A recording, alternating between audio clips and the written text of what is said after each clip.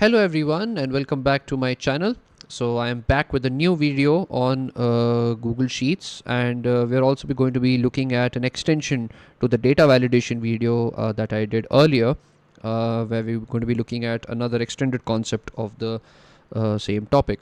Okay, so in the previous video what I did was I introduced you to data validation in Google Sheets and how do you create a simple data validation, and then I also showed you how you can connect that data validation to a given data set, okay, where we pull certain columns from a given data set, okay, and then we get only those rows that satisfy a given condition.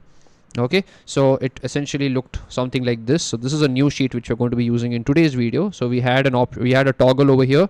We would choose the options, and whatever row values would match the condition over here, those row values would come in the table as well. Okay, so we went over that aspect as well, and we are going to be doing it in this video as well. So if you haven't watched the earlier video, I'd love for you to watch it, but then you can definitely follow along what I'm going to be doing here, and that should be a good crash course as well. All right, so if you are new to my channel, and if you haven't watched any of my videos earlier, I would request you to please subscribe to my channel, and please do go over all the videos that I have put so far, and let me know what you think about them in the comments below. So that will be great motivation for me and great feedback for me to make more such videos and more data related videos. Okay, so let's continue into our video, and what we're going to be doing in this video is we are going to be doing a dependent drop down concept. Okay, so what is a dependent drop down concept? So dependent drop down is we have two cells over here, as you can see. One is a region and one is a retailer. Okay, so we are going to be creating two data validations. Okay, and what we're going to try and achieve is that whatever values will show up in the second validation, let's consider this the first and this is the second. Okay, because if you see, your region can have multiple retailers or the same retailers, right? It's only the region that's different, but the retailers can be the same across or can be different retailers. Okay, so whatever region I choose over here, I only get the list of those retailers that satisfy the region condition. Okay, so let's say if you have a cricket team, and if I choose if I choose the Australian team, then I'm only going to get the Australian players over here. If I choose India, I'm only going to get Indian players. If I choose West Indies, I'm only going to get West Indies, and so on, right? So that's what we are trying to achieve with this with the concept of dependent drop down. Okay, so I'm going to be creating that first, and then I'm also going to be linking it to certain tables to see how to use it in a data scenario. Okay, so what we have done is I have taken up this table over here, which is the Adidas sales dataset, and I'm picking two dimensions, which is the retailer and the region. Okay, so and what we're going to be doing is we are going to be analyzing total sales and units sold, these two columns, over two dimensions. Okay, so maybe we'll say product and we'll say sales method. Okay, so we will be doing that in some time, but before that, let's create the data validation for these two. Okay, so first thing I'm going to do is I'm going to get this region value over here, the uniques of the region value. Okay, so I'll just come here and I'll just put a unique. So unique is the formula to pull the distinct values in a given column. So I'm just going to select this as is, and I'm going to exclude the header, okay, because we do not want the header in our drop down options. So it's going to be just D2 to D. Okay, and that populates our region options. Okay, so we have 5 region options as per this data set. Okay, so I'm just going to format this a little bit so that it looks legit. Okay, now the second thing we are going to do is we are going to add this to the data validation. Okay, so that's very simple. So you can just come here, go to drop down, and in the criteria I am going to choose drop down from a range. This is the range box. I'm just going to select this, and I'm going to select this. Okay, so I'm just selecting this, and we have our options all populated. I'm not going to be giving any colors for each of the values. Okay, but I'm definitely going to change the way the data validation looks. So right now it looks like a button, and it's got all the options we have, right? But I'm going to come here and I'm going to choose arrow, Why? Because this does integrate with the surrounding very well, and it also has a button which shows that this is a drop down. Okay, so it's ideal, it's a personal preference, and it's perfect. So I'm just going to click that, and I have my options over here. Okay, so this is how I'm getting my first set of menus populated here. Okay, let's just format this a little better. Yeah. Okay, now the second thing we are going to do is we are going to get the retailer values. Okay, and as I mentioned that we want the retailer values that pertain to the values in this. So if I choose South, then I only need to get the retailers that come under the South region as per the data set. Okay, and so on and so forth, right? So it is dependent on this. So it's not going to be a simple unique, right, as we did over here. It's not going to be a simple unique formula, but it's going to be dependent on this. So the way to do this is I'll just come here and I'm going to put a filter formula. Okay, so what I'm going to do is I'm going to first choose the filter formula. The criteria is first I'm going to take the range that I want the values, the result column, right, which is going to be retailer in my case, comma, and then the filter column is going to be the region. So region column D is equal to, and then I'm going to choose this toggle as my criteria.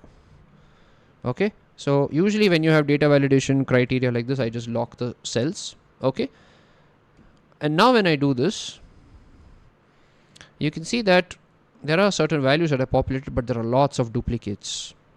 Okay, so the way to avoid this is to put a unique formula around this, which basically removes all the duplicate values from this column that we have. And now you see you have the resultant retailer values for the South region. Okay, as you can see over here. All right, so I'm just going to hide this so that you can see how this changes. Right, so if I choose another region, let's say Northeast, okay, you're still getting the same value because the same retailers come. Okay, let's look at another value, West. See that same values, but there's been some change, right? If I look at Midwest, we had 6 retailers, it's become 5. Southeast. Okay, so as you can see that depending on what you choose over here, okay, the options that you have in the retailer also gets changed. Okay, and then what I'm going to do is I'm going to then put another validation the same way like we did for the previous one, and I'm going to choose the column S as my data range, as you can see over here. Okay, so when I do that, all my options are populated, and I'm going to do the same way, put this in an arrow, click OK. Okay, so you can see that whatever order this is coming in, it's the same order that's showing up here as well. And if I, let's say, go to West, I think that's where we had 5 retailers. Yeah, this one, right? So Midwest, and if you can see, it's in the same order that comes as per how it's populated in the reference column. Okay, so this is how we have built our dependent drop down list, right? The values of this drop down is dependent on this drop down. Okay, so this is how you can create a dependent drop down list.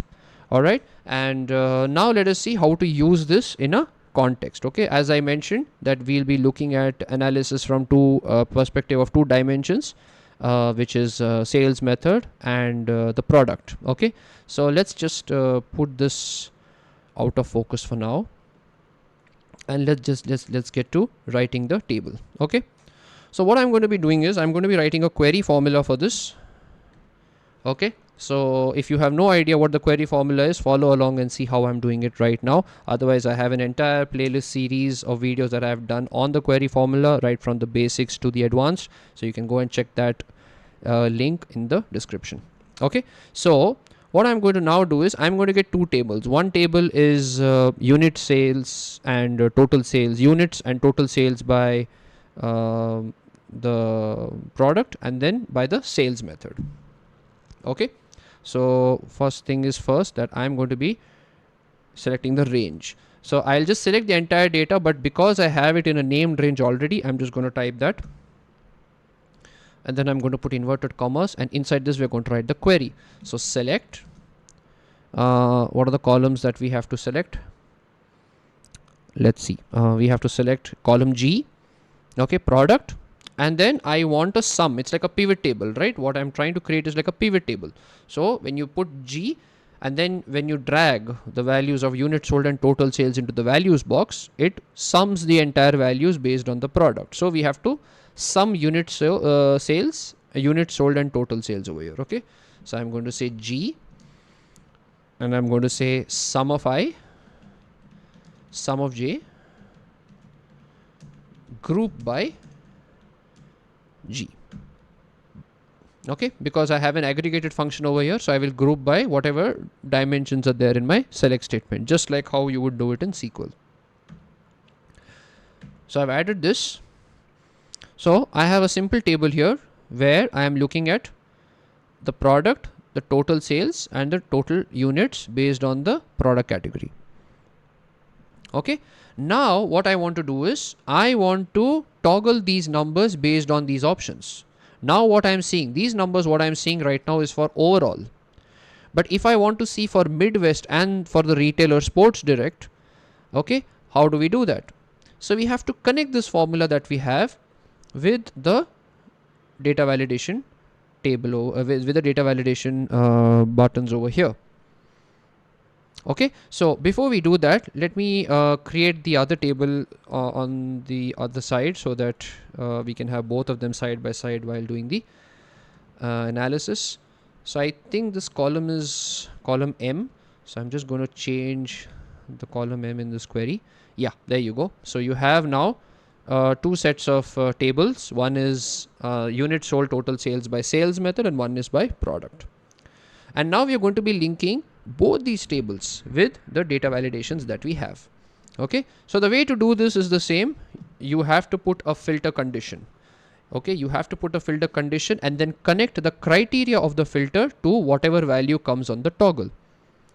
Okay, so to do that here, we will add a where statement. So where,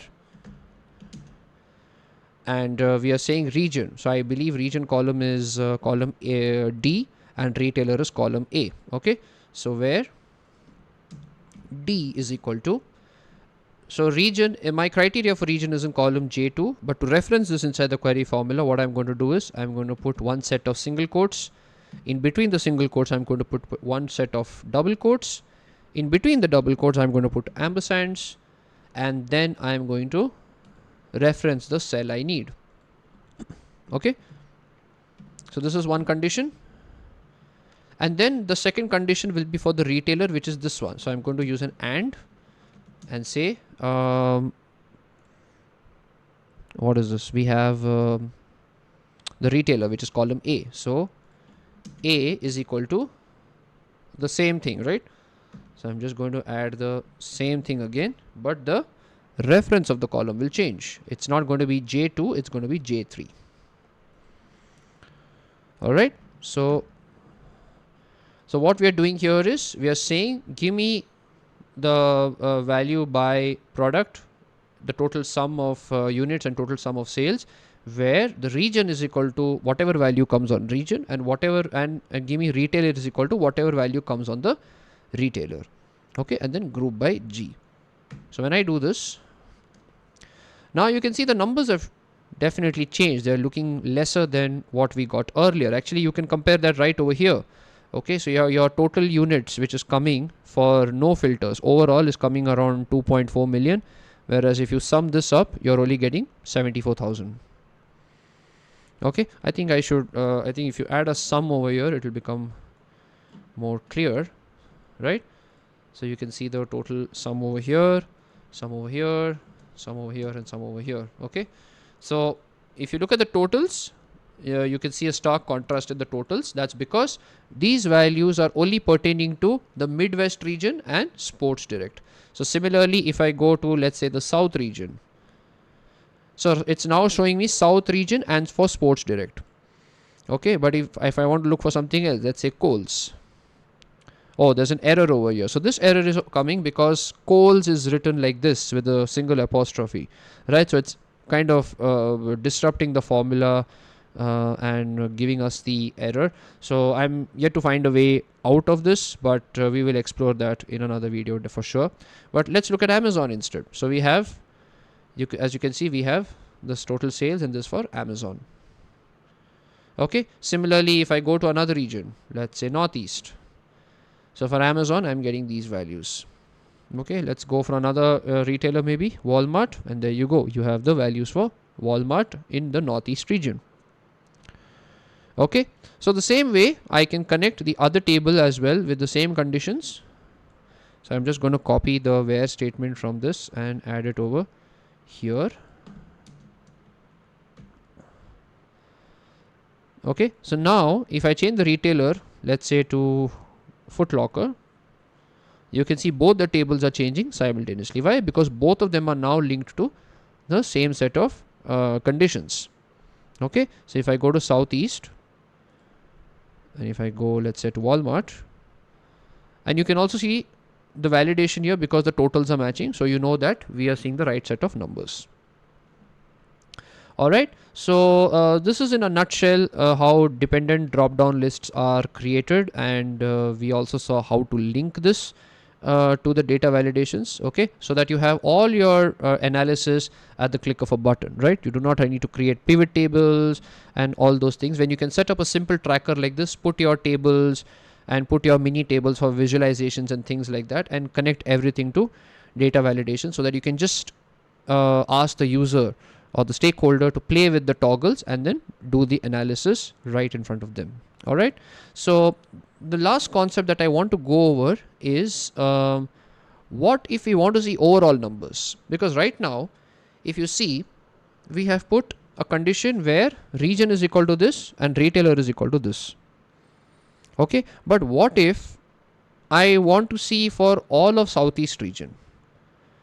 Okay, for all retailers, not a specific retailer, but only for Southeast region total. Okay, right now it's only showing for Southeast and Walmart, but I want to see for entire Southeast region. Then what do we do? So in such a case, what you can do is you will have to write two query formulas inside this. Okay, one is when all retailers are created. So what you can do is you can come to the backend here where your validations are getting toggled.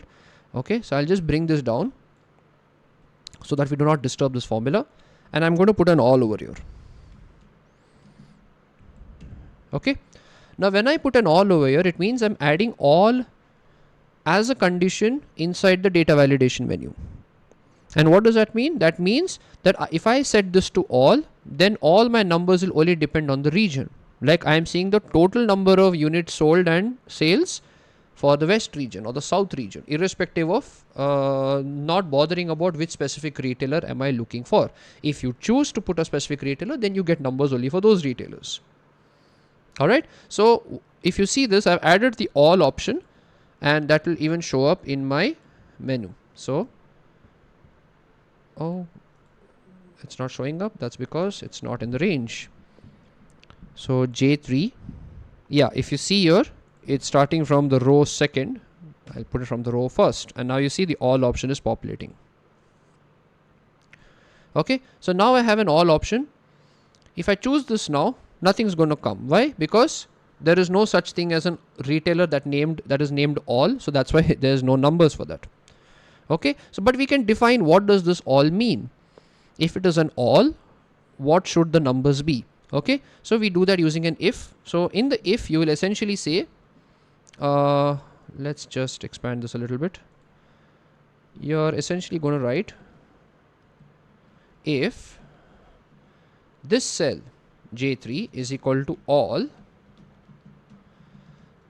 okay, then we will only execute the first query, which is without the conditions. The first query that we wrote while we were setting up the data validation, okay, that is without the filters. Okay, so if J3 is equal to all, then it will give me the entire data. That will give me the entire data. So this will give me the entire data, but if I want it by the region, then I will add the region criteria. Okay, so that's the condition. So if this is equal to all, then it will give me all the numbers for the given region over here. Otherwise, if it was false, then it will give me by the region and by the retailer.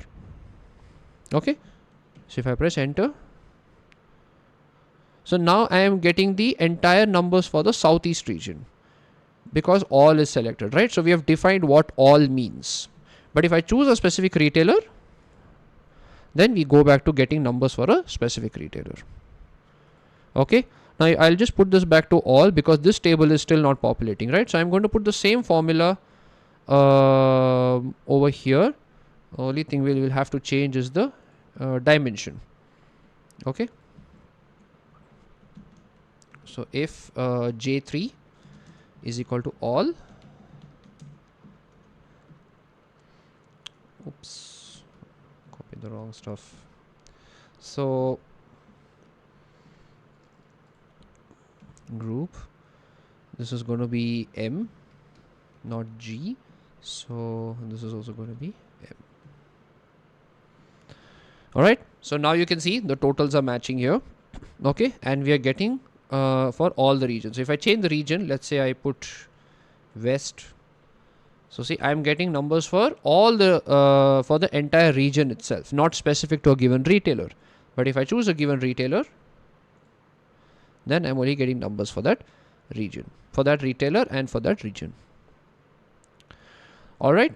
So I hope this was helpful. I hope the concepts explained here were clear, and that you can use it in your current reports or dashboards or any new report that you're setting up in your day-to-day work.